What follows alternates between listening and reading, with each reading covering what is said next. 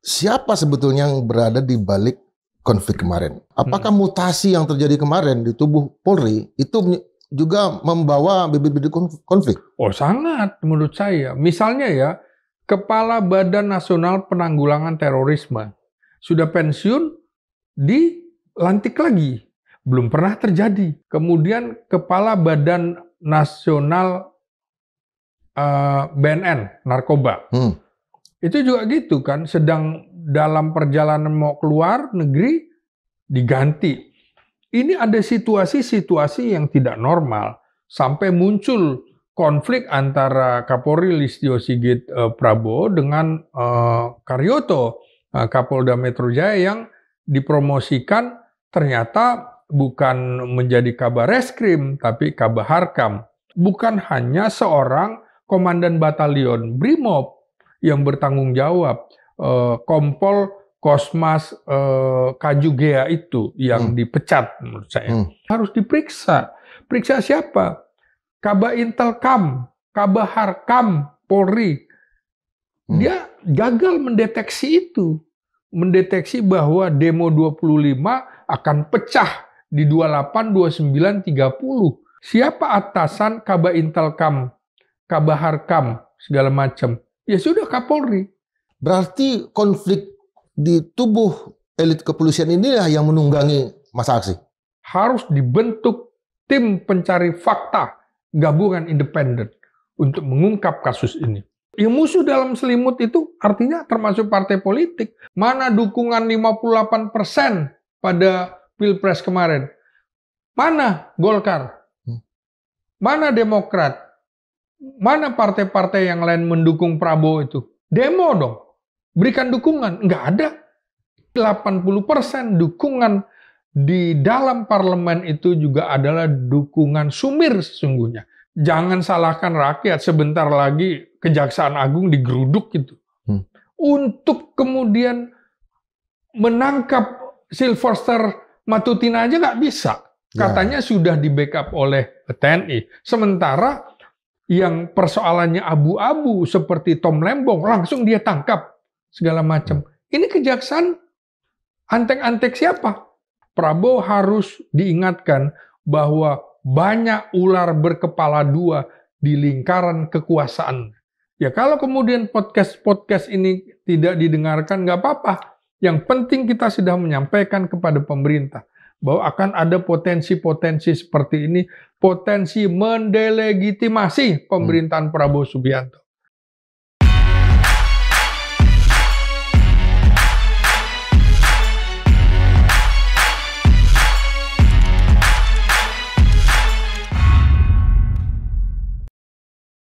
Sobat Madilog, aktor intelektual atau dalang di balik kerusuhan yang terjadi beberapa hari yang lalu sedang diburu, sedang dicari, sedang disidik oleh pemerintah. Siapa mereka, kemana arahnya, dan apakah akan mengganggu pemerintahan Prabowo Subianto, dan bahkan sosok Prabowo sendiri ke depan. Kita menghadirkan lagi seorang analis politik bidang pertahanan keamanan dari Universitas Nasional Bang. Selamat Ginting. Sehat Bung Indra. Sehat Bang. Ini pakai ininya Bung Hatta. Iya. Bang, siapa sebetulnya yang berada di balik konflik kemarin? Apakah itu adalah murni gerakan massa atau elit-elit yang sedang bersaing? Ya, saya kira ini tentu saja ada pertarungan elit menurut saya. Pertarungan elit, baik elit lokal juga elit global. Karena itu pasti dilakukan secara sembunyi-sembunyi, secara tertutup.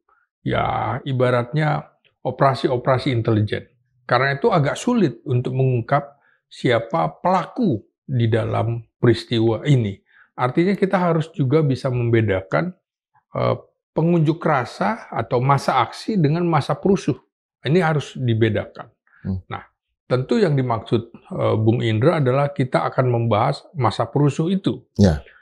Kalau kita lihat massa perusuh itu, ini kondisi negara sedang krisis ekonomi, krisis moneter. Tentu banyak orang kehilangan pekerjaan. Nah, kalau dari jumlah orang-orang yang ditangkap itu, rata-rata memang sekitar umur 19 tahun sampai sekitar 25 tahun. Itulah orang-orang pencari kerja. Rata-rata ternyata KTP dan lain-lain itu banyak yang berasal dari daerah-daerah penyangga ibu kota. Artinya Jawa Barat, artinya Banten. Kalaupun Jawa Tengah ada perbatasan dengan Jawa Barat. Itu kan data yang ditampilkan oleh kepolisian. Nah, bisa jadi orang-orang ini adalah orang-orang yang pernah punya catatan hukum, catatan kriminal di mana? Ya pasti di polsek-polsek. Ya, kok mereka kemudian beredar lagi? Kalau dalam kasus ini, maka patut diduga memang masa ini sudah sudah di manage, sudah diatur, diorkestrasi setelah demo 25 Agustus itu. Kan kita membahas waktu itu. Nah, di situ kemudian berarti ada yang memanfaatkan ini. Menurut saya memang tidak bisa dilepaskan dalam kondisi ini. Pertama, misalnya ada elit pemerintahan yang terancam di reshuffle, termasuk pejabat negara. Nah, itu pasti mereka tidak nyaman dengan situasi menjelang 1 tahun pemerintahan Prabowo Subianto. Nah, kemudian ada civil society tentunya. Lalu ada elit global. Elit global, kita sekarang sudah masuk di dalam pertarungan internasional di mana ada 3 negara adidaya, Amerika, Tiongkok, dan Rusia sedang berebut pengaruh. Mereka tentu menginginkan mereka bisa memasuki Indonesia, mempengaruhi secara politik, mempengaruhi secara ekonomi. Kemudian tentu saja orang-orang yang bagian dari oligarki lama yang sudah nyaman dulu selama 10 tahun pemerintahan Presiden Jokowi dan sekarang mereka terancam. Juga itu tadi, kemudian menjadi satu dengan orang-orang yang frustrasi dengan apa? Dengan situasi kondisi ekonomi. Jadi semuanya menyatu di dalam sebuah kepentingan bersama ad hoc sementara gitu ya.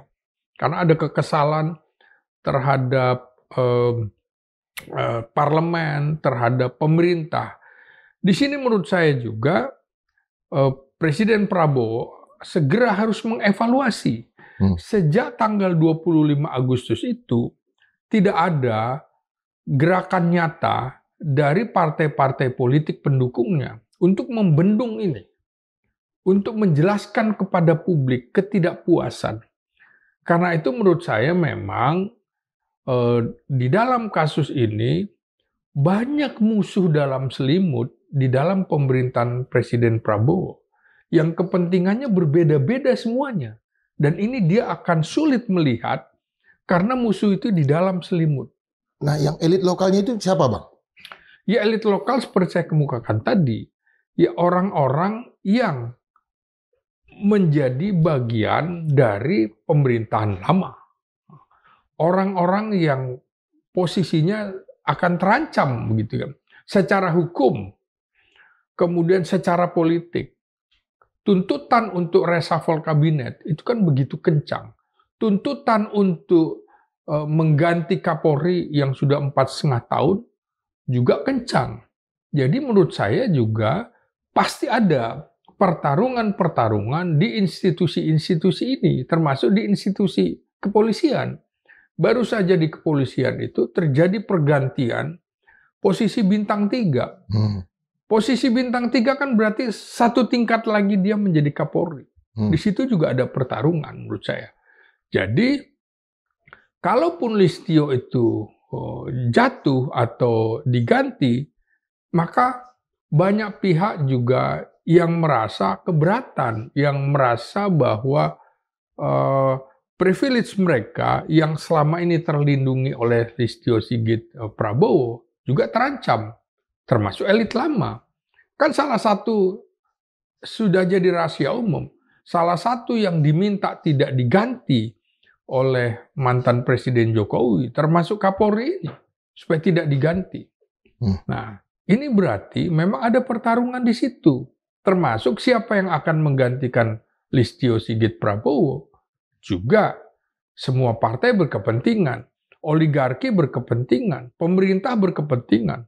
Jadi kalau kita lihat dalam beberapa kasus menjelang pergantian Kapolri, itu berpotensi menimbulkan keriuhan di dalam politik nasional, dan dampaknya tentu saja terjadi instabilitas politik. Selama ini kan elit ini terbagi atas dua kelompok dalam satu gerakan massa yang sebanyak ini, yaitu tentara di satu sisi, Prabowo di sisi yang lain. Tentara selama ini identik dengan Prabowo, polisi identik dengan Jokowi. Apakah benar itu, Bang? Ya, saya kira selama ini, selama 10 tahun ya, selama 10 tahun pemerintahan Jokowi, kan polisi dianggap sebagai anak emas, kan? Dan ini juga artinya yang dikritik oleh publik, bahwa momentum ini adalah momentum bagi Presiden Prabowo untuk melakukan reformasi besar-besaran terhadap posisi kepolisian. Kalau kita bedah tugas-tugasnya, kan memang tugasnya adalah keamanan, ketertiban masyarakat dalam penegakan hukum dengan cara melayani, mengayomi, melindungi. Nah, tapi di dalam struktur penugasan, yang tiga itu kan malah tidak muncul, tidak tampil dominan sebagai pelayan, sebagai pengayom, ya kan, sebagai pelindung. Yang ada justru adalah lebih pada penindak-penindak, posisi-posisi struktur organisasi di kepolisian. Ini kan seperti itu. Harusnya dikembalikan. Dia lebih ke ranah hukum. Tidak bisa kemudian, tidak boleh polisi juga menggunakan istilah prajurit Polri. Nggak bisa. Yang namanya prajurit itu untuk militer. Nah, itu anggota kepolisian. Nggak bisa. Prajurit itu hanya untuk angkatan darat, angkatan laut, angkatan udara. Ya kan begitu. Polisi kan tidak masuk di situ. Jadi jangan lagi seperti kemarin ulang tahun kepolisian. Ini sebenarnya polisi sipil atau polisi militer atau kombatan, kan kok lebih banyak menunjukkan kekuatan bersenjatanya, bukan misal lalu lintas atau Babin Kamtipmas. Itu kan harusnya yang lebih ditonjolkan. Nah, karena itu kalau ini polisi betul-betul seperti kombatan seperti itu, ya sudah, masukkan aja kembali ke Kementerian Pertahanan Keamanan. Tapi kalau lihat fungsinya lebih ke hukum, ya masukkan dia di bawah Kementerian Hukum dan HAM. Video yang juga viral di lapangan itu adalah penangkapan 2 orang anggota TNI di markas Brimob. Itu gimana pendapat Abang? Ya, menurut saya ini terlalu berlebihan ya, ketika ada seorang mayor dari Badan Intelijen Strategis TNI kemudian ditangkap, kartunya diambil kamera, disut, disebarluaskan. Loh, ini kan memang tugas intelijen, dia harus menyatu di mana ada kerumunan, kan seperti itu. Ya, otomatis menggunakan pakaian, bukan pakaian dinas. Nah, ini kan harusnya sesama aparatur negara koordinasi, bukan kemudian langsung menuding ini provokator. Begitu juga yang di Kota Palembang itu, prajurit 2 kavaleri sedang makan, kan hari libur itu. Kemudian ditangkap, dituding provokator, dan lagi-lagi kartu anggotanya dari Batalion Kavaleri 5 di Palembang disut. Ini nggak bagus. Ini artinya polisi sama juga memancing kemarahan TNI dalam 2 kasus ini. Seharusnya koordinasi sesama aparatur negara. Nah, yang seperti ini cara-cara merasa dirinya kebal hukum, merasa dirinya menguasai dunia cyber, merasa menguasai media, ini menyebabkan bisa terjadi konflik antar institusi negara. Mestinya tidak boleh terjadi seperti ini. Tujuannya apa itu Bang? Itu disebarkan? Yaitu artinya tuduhan-tudingan bahwa TNI melakukan provokasi di dalam kerusuhan ini. Makanya seperti saya bilang, kan nggak boleh kita menuding. Patut diduga kelompok ini. Kan seperti itu. Ya, kelompok yang selama ini establish, kemudian dia akan kehilangan posisi dan lain-lain. Makanya seperti saya bilang juga, potensi konflik elit di kepolisian juga harus kita kaji bersama. Makanya di dalam kasus ini harusnya ada yang bertanggung jawab, bukan hanya seorang komandan batalion Brimob yang bertanggung jawab, Kompol Kosmas Kajugea itu yang dipecat menurut saya. Ini nanti otomatis kemudian menunjukkan bahwa para perwira tinggi aman, sementara level komandan batalion ke bawah siap-siap menanggung risiko. Ini kan nggak bagus. Kasus Kanjuruhan, siapa yang tanggung jawab? Kasus Bawaslu, semuanya naik pangkat.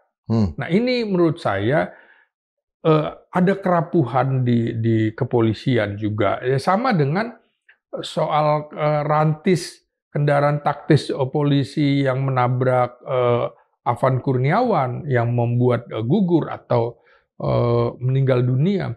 Ini kan juga cara polisi tidak profesional dalam menangani hal ini. Jadi menurut saya juga harus diperiksa. Periksa siapa? Kabah Intelkam, Kabah Harkam, Polri. Dia gagal mendeteksi itu.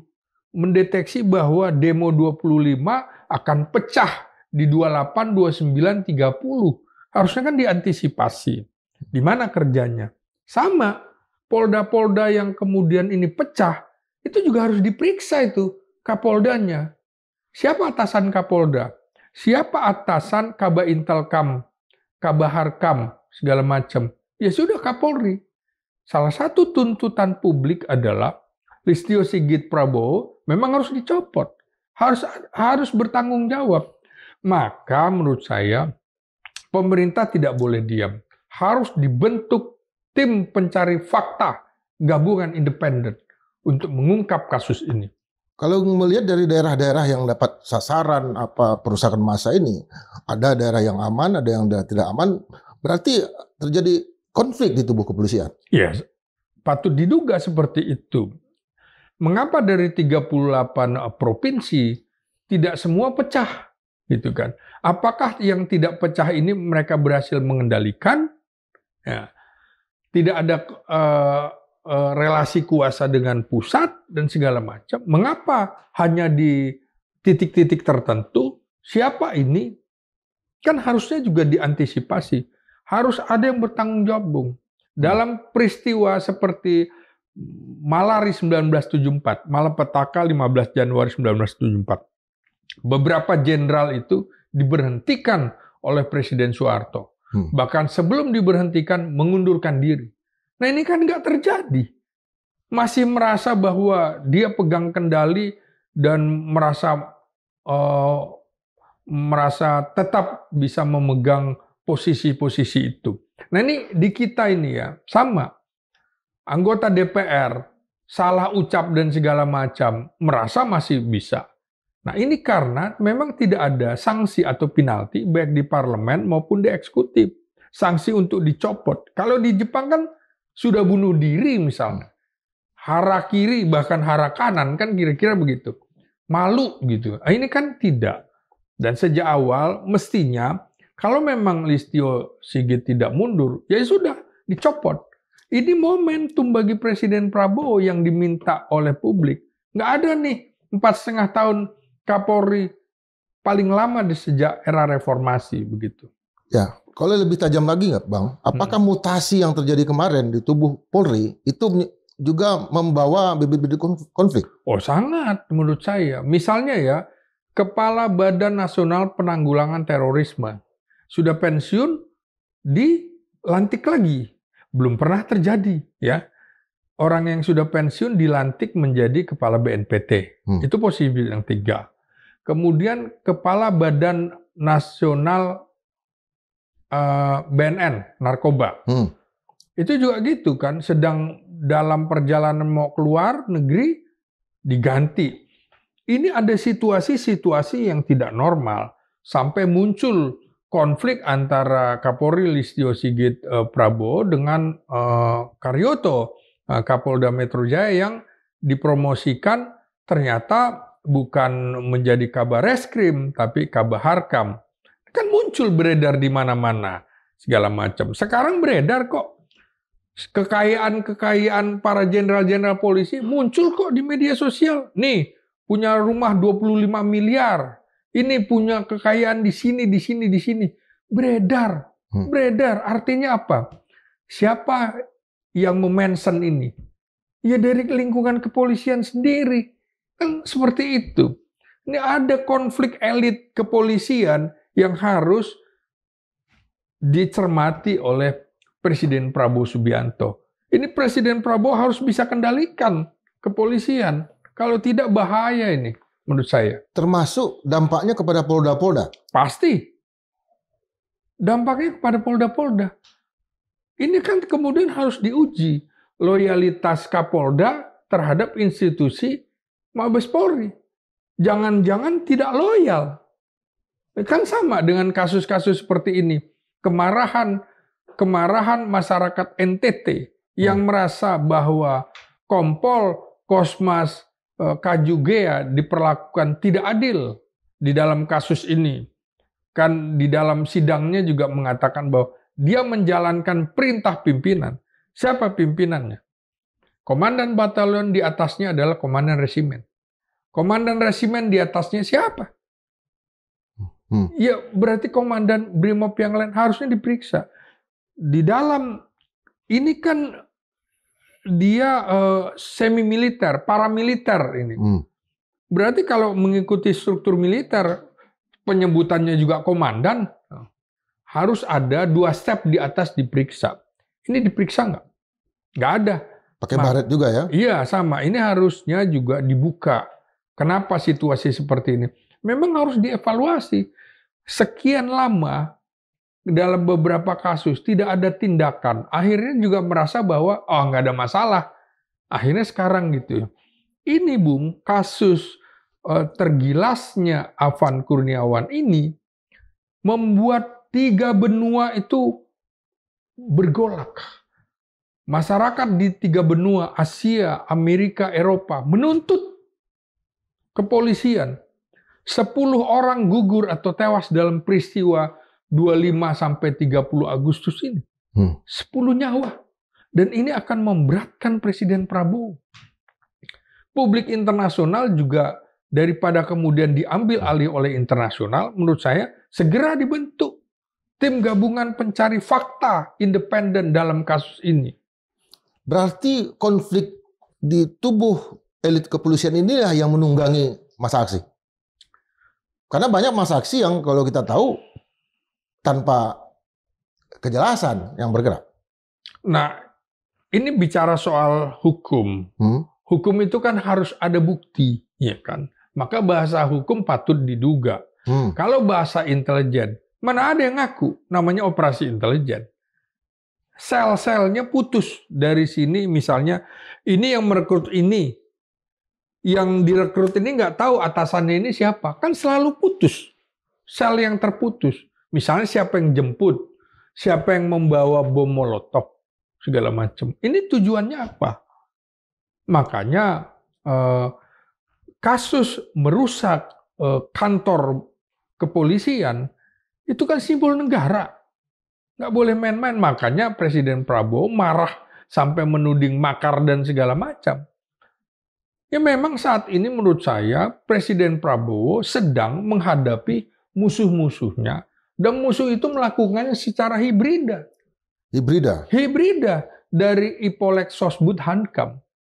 ideologi, politik, sosial, budaya, ekonomi, pertahanan, keamanan, termasuk lewat komunikasi, lewat AI dan segala macam, lewat informasi-informasi hoax. Presiden Prabowo sedang diserang itu, termasuk dari dalam kabinetnya. Karena itu menurut saya, ini momentum bagi Presiden Prabowo untuk mengevaluasi seluruh anggota kabinetnya. Loyalitasnya kepada siapa segala macam. Nggak ada lagi loyalitas ganda. Sudah cukup kompromi-kompromi itu. Harus diperiksa semuanya. Ketika Prabowo mengatakan bahwa ini aksi makar, dia menuding kepada elit tertentu atau kepada mas aksi? Pertama, paling nggak kalau dari membahas secara analisis politik, kata-kata itu untuk mendapatkan juga dukungan. Dukungan dari mana? Dari birokrasi. Prabowo butuh dukungan dari birokrasi sipil bersenjata dalam hal ini kepolisian, dan birokrasi militer. Kenapa? Karena ketiganya ini selalu mengedepankan instabilitas. Kalau udah soal makar, instabilitas, maju dia. Ya kan? Maju dia bahwa, oh ini tidak main-main. Bahkan terorisme segala macam. Lalu intervensi asing. Ini untuk menciptakan musuh bersama. Prabowo butuh dukungan itu. Karena itu menurut saya, sudah saatnya seperti kemarin 10 Agustus Prabowo melakukan upacara besar-besaran pengerahan satuan-satuan elit. Artinya 3 satuan besar ditambah Kostrad, ditambah Komando Pasukan Katak, ya, Kopassus, Marinir, Kopasgat sudah dipegang kendali dia, harusnya berani ambil tindakan. Tindakan tegas. Tapi kemudian jangan sampai tindakan tegas itu mengikis dialog dengan kita-kita, kalangan akademisi, pengamat, yang melihat bahwa ini tidak menyelesaikan seperti rokok itu, apinya tidak dimatikan, hanya menghilangkan asap rokok itu. Nah, ini juga harus dilihat. Apinya apa? Apinya antara karena kebijakan yang keliru dari pemerintah. Harusnya dia stop. Jadi Prabowo sekarang ini sedang dikelilingi yang namanya ABS. Asal Bapak senang. Dia tidak tahu bahwa ini justru bisa menjadi musuh di dalam selimut dirinya. Kalau kita lihat tadi di tubuh kepolisian, terjadi faksi-faksi, ada konflik dan segala macam. Itu apakah hal yang sama terjadi di tubuh TNI? Saya kira tubuh TNI sudah firm dikendalikan penuh oleh Prabowo. Firm itu kan pada saat peristiwa di Batu Jajar itu, dia sudah bisa kendalikan itu. Dan firm dia. Karena memang cara berpikir dia yang militeristik itu, dia tentu saja ingin memanfaatkan TNI untuk berada di belakang barisannya dalam perjuangannya menjalankan program-program pemerintahannya. Firm kalau menurut saya, tentu saja terutama yang tidak nyaman adalah yang bisa dibilang geng Solo itu tentu tidak nyaman. Karena itu memang menurut saya Presiden Prabowo itu harus menjalankan siasat yang tidak biasa. Jadi semacam ini jangan-jangan Prabowo sedang menjalankan tinggal 2 pola. Artinya irregular bersama Jokowi atau irregular tanpa Jokowi. Mengapa? Karena begini, irregular ini adalah cara-cara yang tidak biasa, cara-cara yang tidak teratur, cara-cara yang tidak normal, cara-cara yang tidak standar. Mungkin ini sedang dilakukan oleh Prabowo Subianto dalam menggergaji pihak-pihak yang berlawanan dengan dirinya, termasuk yang di dalam. Tapi kalau irregularnya ini masih bersama Jokowi, maka peran Jokowi masih juga sangat besar di situ.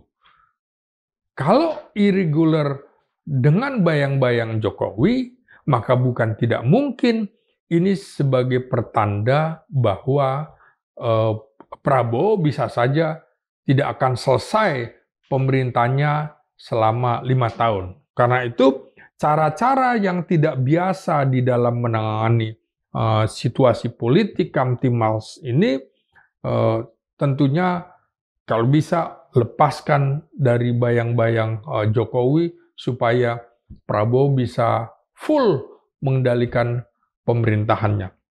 Prabowo menurut saya juga tidak nyaman. Contohnya sekarang sudah balik lagi ke Indonesia setelah lawatan ke Cina itu.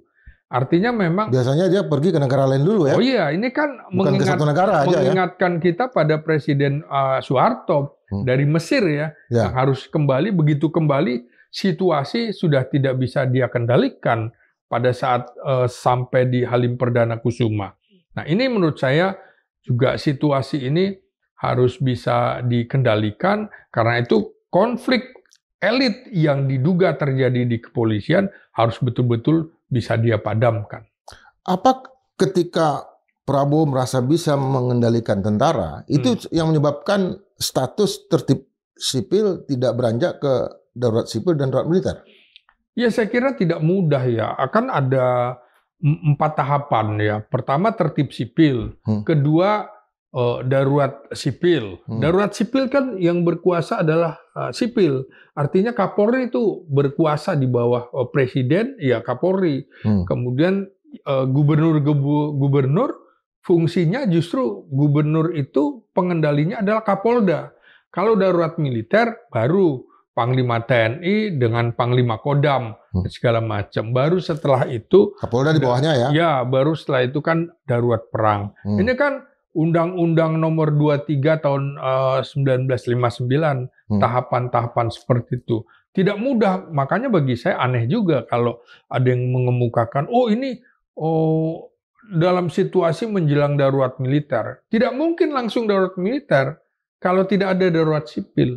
Jangan-jangan memang ada yang ingin menggiring supaya darurat militer kan nggak mungkin, jadi darurat sipil supaya polisi yang berkuasa. Loh, situasi konflik elit polisi ini nggak bisa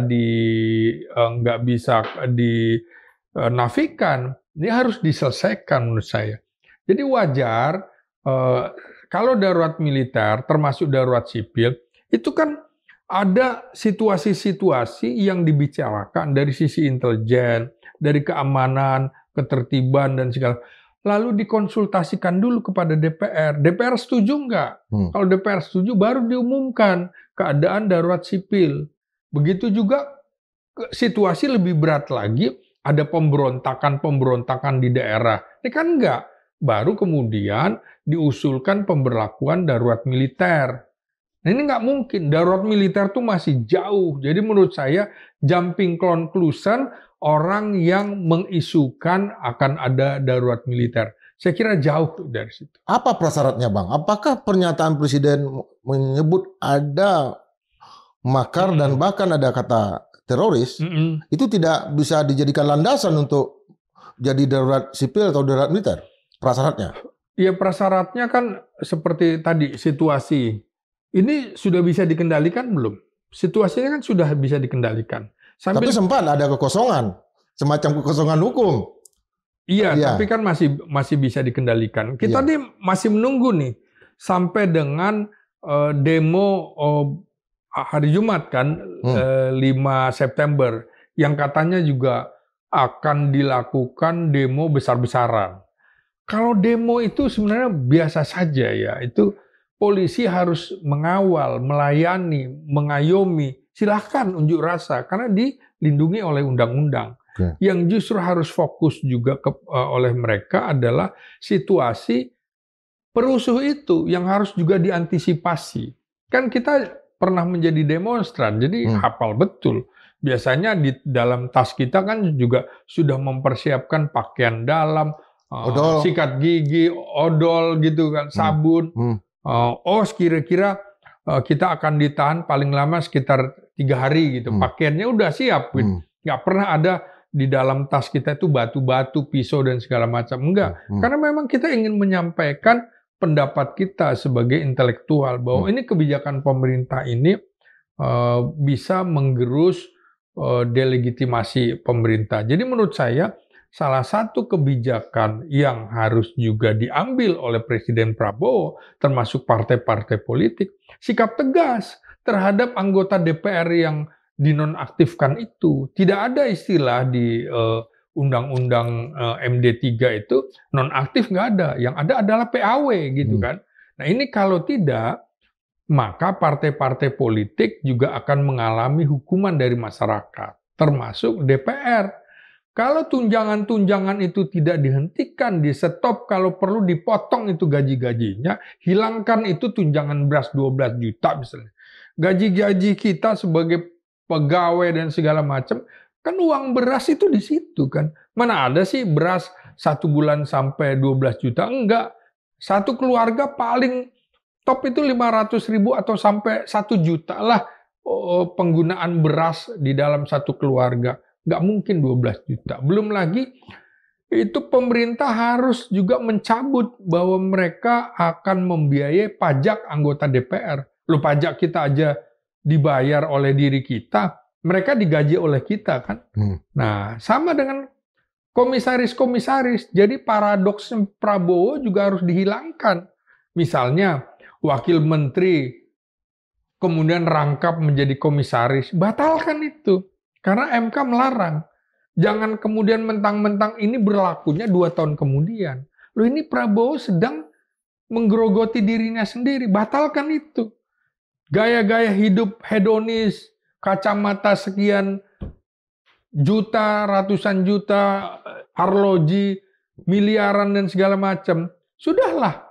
Jangan juga menggunakan kendaraan-kendaraan yang kita tidak perlu sebut mereknya. Mahal pakaian, mahal gaya-gaya hidup seperti itu. Rakyat sedang susah.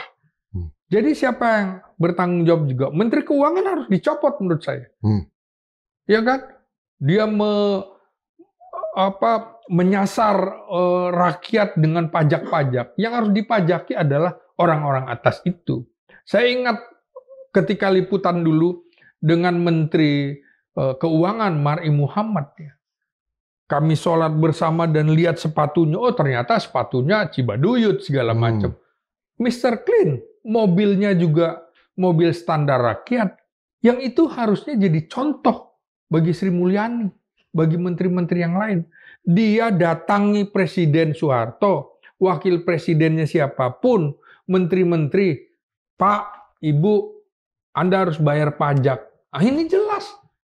Bukan kemudian model-model neolib yang menjadi pejabat-pejabat kita ini. Saya kira harus banyak yang di-reshuffle kalau ingin apinya yang dipadamkan, bukan asapnya yang dihilangkan. Jadi Prabowo harus paham itu. Paradoks itu terjadi di dalam pemerintahan dan juga di dalam parlemen, termasuk di penegakan hukum begitu.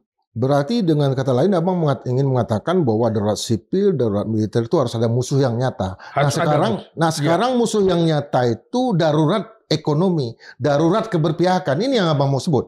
Bahwa itu yang nyata di publik dan itu yang harus dimusuhin oleh pemerintah. Betul. Jadi bukan mengirim ketegasan kepada rakyat untuk bayar ini, bayar itu. Enggak. Kirimkanlah rasa kasih sayang. Kirimkanlah rasa perhatian. Kirimkanlah bukan panglima-panglima perang, tapi panglima pelayan, pelindung, pengayom masyarakat. Bukan kemudian dengan sanksi-sanksi. Rakyat sedang frustrasi saat ini. Dan itu kan sudah diingatkan.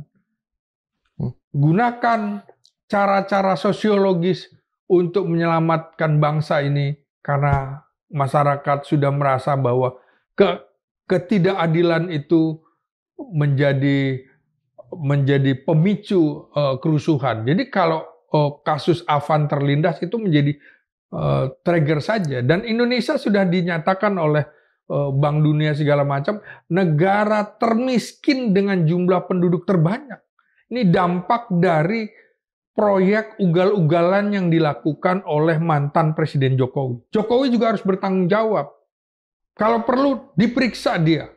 Kalau perlu diadili dia. Termasuk DPR, di mana tuntutan-tuntutan rakyat itu didiamkan semuanya. Maka kemudian sama ketika rakyat menuntut bubarkan DPR. Karena apa? Mereka tidak lagi bisa menjawab aspirasi rakyat. Dan itu bukan haram, Bung. Meminta DPR dibubarkan, enggak haram. Pernah terjadi. Ketika dekret Presiden 5 Juli 59, kemudian DPR dibubarkan, kondisi SOB, darurat militer, DPR diganti. Dengan apa? DPR gotong royong, DPR GR. MPR-nya juga dibubarkan. MPRS sementara, karena dianggap menimbulkan instabilitas politik. Nah, ini terjadi gitu.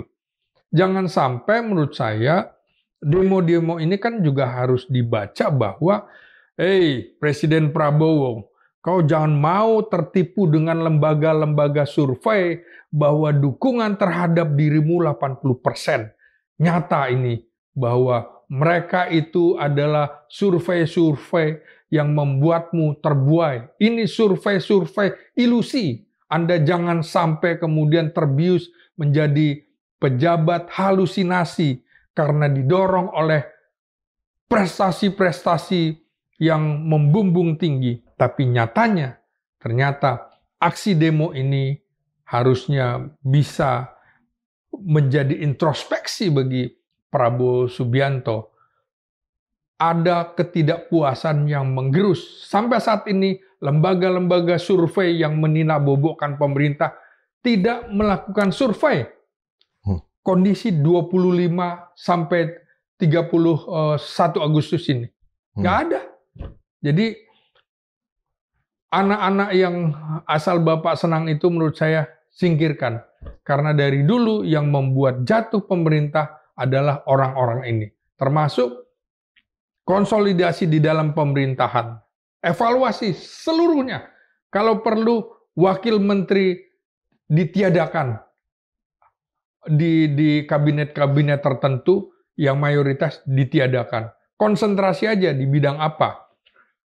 Pertahanan silahkan, keuangan silahkan, ekonomi, pendidikan silahkan, yang lain tidak perlu.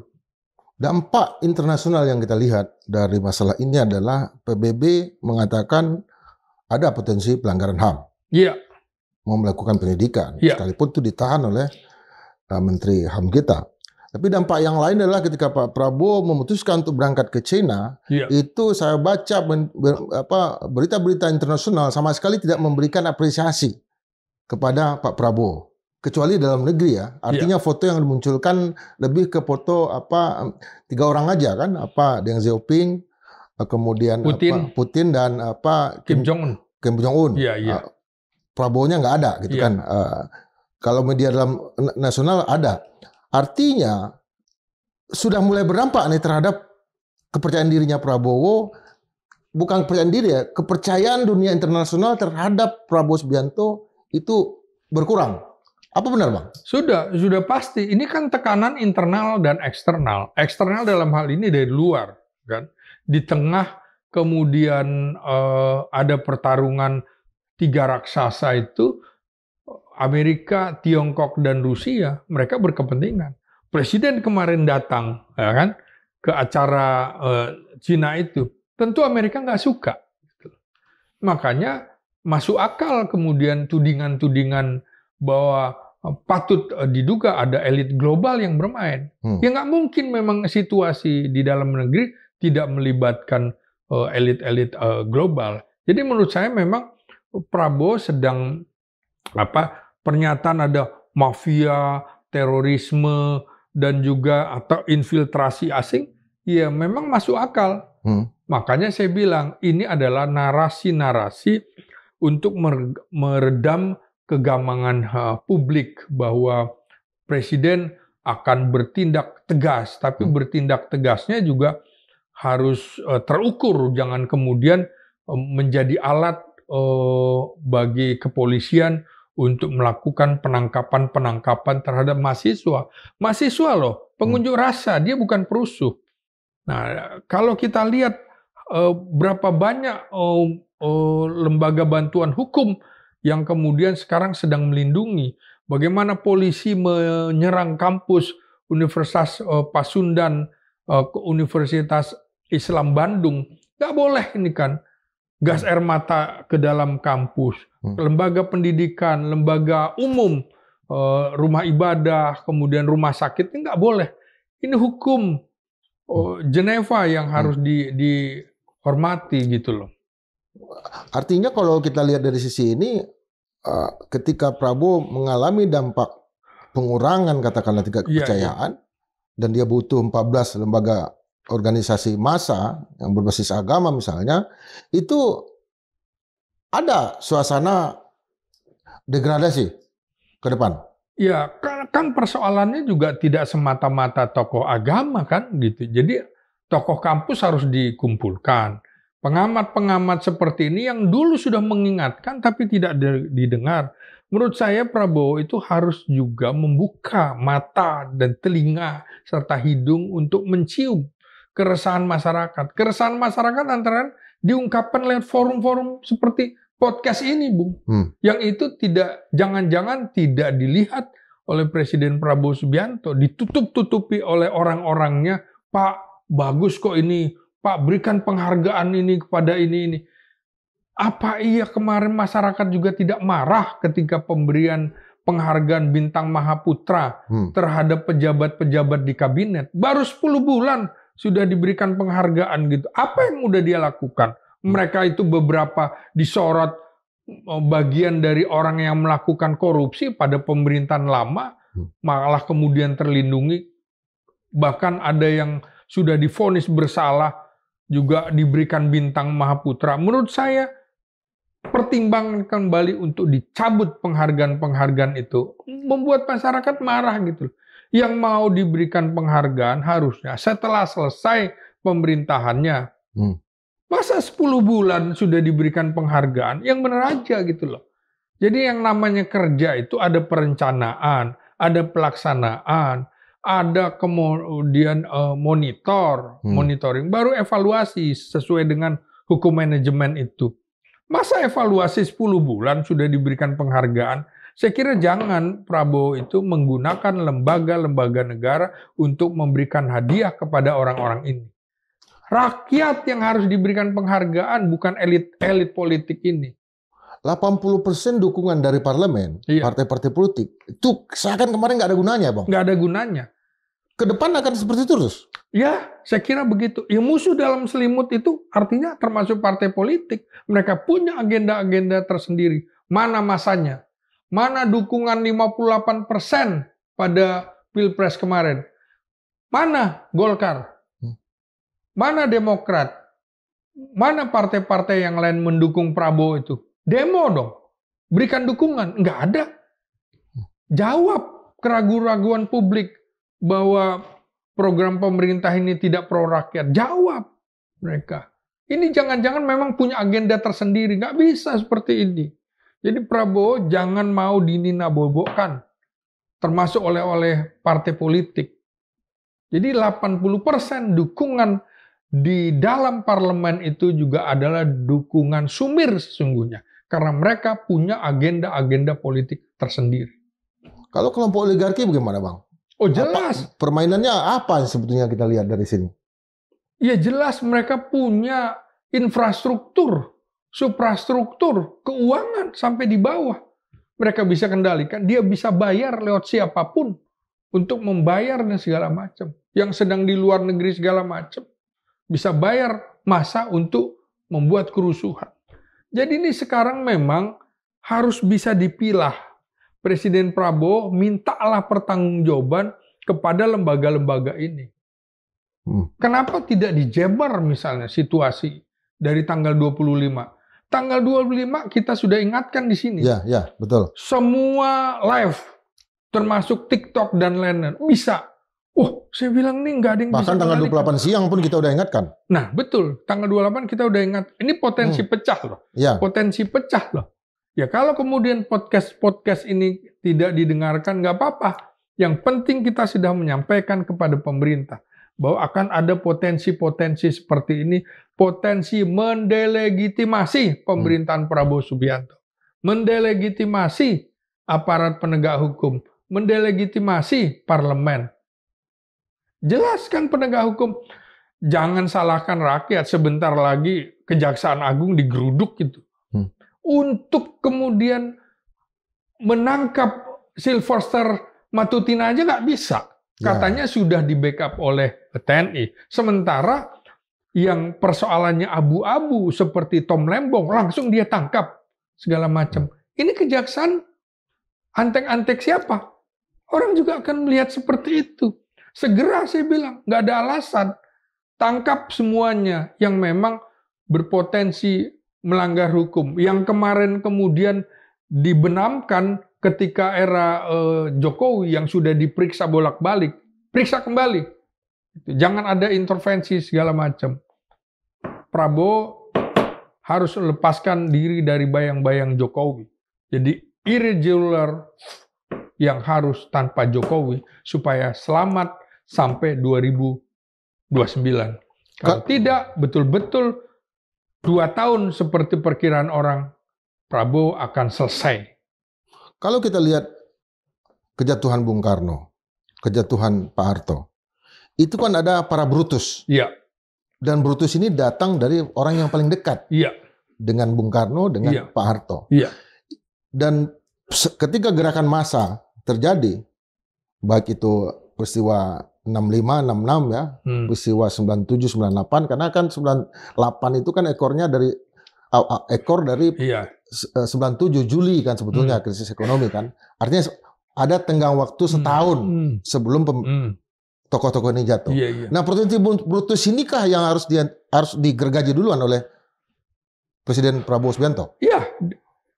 Sama dengan bagaimana Prabowo melawan Jokowi ini. Itu kan Prabowo seperti melihat apa? Ini seperti ular berkepala dua nih. Ular berkepala dua itu kan adalah orang-orang yang munafik, tidak jujur. Ini banyak terjadi di dalam lingkaran ini. Karena itu, kalau menghadapi ular berkepala dua, kan jelas tidak bisa dipegang buntutnya. Karena dua-duanya kepala begitu. Dan mereka biasanya dalam real satwa ular berkepala dua itu memang hidupnya digorong-gorong. Kan begitu. Makannya apa coba? Makannya kecebong, kodok, tikus, cacing, begitu kan? Nah ini yang harus dipegang, bahwa ini bisa membunuh Prabowo. Prabowo harus diingatkan bahwa banyak ular berkepala dua di lingkaran kekuasaan. Dan ini betul-betul harus diantisipasi dengan cara-cara yang tidak biasa, tidak terukur, tidak normal, tidak standar. Dia harus bisa. Dan Prabowo harusnya tahu kalau dia seorang pasukan komando. Tahu cara-cara melakukan perlawanan terhadap ular berkepala dua di dalam pemerintahannya. Batas waktu yang Abang berikan kapan? Untuk menyelesaikan ini, untuk memberikan tindakan yang 20 keras. Oktober. Kalau perlu sebelum 30 September, sebelum masuk 1 Oktober, sudah selesai. Persoalan termasuk konflik elit di kepolisian harus diselesaikan. Konflik di dalam tubuh pemerintahan harus diselesaikan. Harus berani. Prabowo jangan lagi bilang, mereka sudah bekerja dengan baik, berprestasi, kami bekerja sama dengan baik. Nggak begitulah. Publik juga melihat bahwa Prabowo sedang ditelikung oleh orang-orang di sekelilingnya. Itu nyata gitu. Karena kita membayangkan sidang paripurna kabinet yang begitu ramai orang, 100 lebih menteri dan wakil menteri, itu kan seperti tidak ada giginya. Iya, semakin banyak pejabat, semakin dia kesulitan untuk mengendalikan. Semakin ramping organisasi, semakin mudah dia mengendalikan. Bagaimana mengendalikan kabinet 100 menteri? Ini kan paradoks dengan apa yang diinginkan dia. Mana katanya jakan kabinet itu? Yang kita tuntut di dalam kondisi krisis ini adalah kata dan perbuatan. buatlah itu jadi jakan kabinet. Profesional aja. Evaluasi semua menteri, semua wakil menteri, dan juga pejabat setingkat menteri. Eranya kita betul-betul melakukan efisiensi dan menunjukkan, hilangkan kesenjangan, tebas gaya hidup hedonisme. Pakailah betul-betul arloji yang masuk akal, kendaraan yang masuk akal, termasuk kacamata kita. Jangan kacamata kuda. Menyala, Bang. Siap. Sobat Madilog, kita tidak punya slogan presisi, tapi kita serahkan pada netizen apa yang kita sampaikan selama ini dalam program-program Madilog, apakah presisi atau tidak. Apakah kita mengantisipasi keadaan dengan rasionalitas, dengan data-data yang terukur, dengan analisa yang valid, ataukah kita sedang justru mengukur ombak? Karena ombak untuk apa diukur? Karena kita akan pasti renangi gitu. Yang jelas, apa yang terjadi dalam aksi-aksi massa kemarin itu bukanlah aksi yang terakhir dan bukanlah aksi yang terbesar dalam kacamata gerakan rakyat. Karena aksi-aksi kemarin masih menunjukkan ada pihak-pihak yang ingin mengendalikan, makanya massa rakyat sama sekali tidak berkumpul dalam jumlah yang sebetulnya jauh lebih banyak kalau tidak ada tunggang menunggangin ini. Kalau tidak ada aktor-aktor yang menunggangi. Kita akan lihat lagi dalam beberapa hari ke depan atau dalam bulan-bulan ke depan, aksi massa kita tentu akan jauh lebih bersih, tidak lagi digerakkan oleh unsur-unsur non-massa. Sampai berjumpa dengan Bang Gintung minggu depan.